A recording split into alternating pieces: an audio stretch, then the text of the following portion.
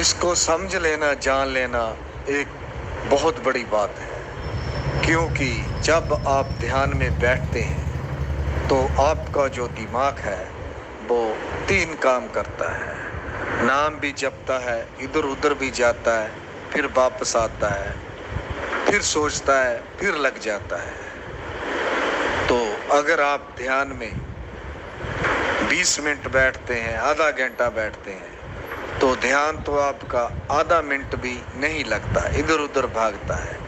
इसीलिए ये तस्वीर में बताया गया है, जो निराकार है, ओमकार है, अकाल पुरख है, एक प्रकाश है, एक ज्योत है, एक दिव्य प्रकाश है जो दिखाई देता है। क्योंकि वर्ल्ड में उसकी कोई फोटो, मंदिर, मस्जिद कुछ भी नहीं है, वो आपके अंदर है। अंदर कौन है, इसको आपकी समझ होनी चाहिए, क्योंकि आपको समझ लगना बहुत जरूरी है। अगर आप इस बात को समझ गए जी, तो आप ये समुंदर पार कर जाएंगे। ये मेरा वादा है आपसे। इस बात को जानिए, समझिए और निराकार को जानिए, इसकी भक्ति में डूबिए और फिर आपको पता चलेगा कहाँ गलत लिखा है, कहाँ ठीक लिखा है।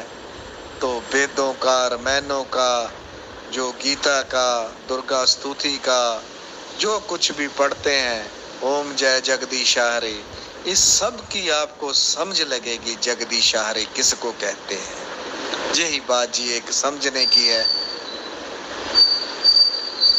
तो इसे जानिए, समझिए, फिर आपको पता चलेगा मैं कौन हूँ। तो इतनी सी बात है। अध्यात्म में बताने वाला कोई नहीं और देवी देवताओं को बताने वाले सभी हैं।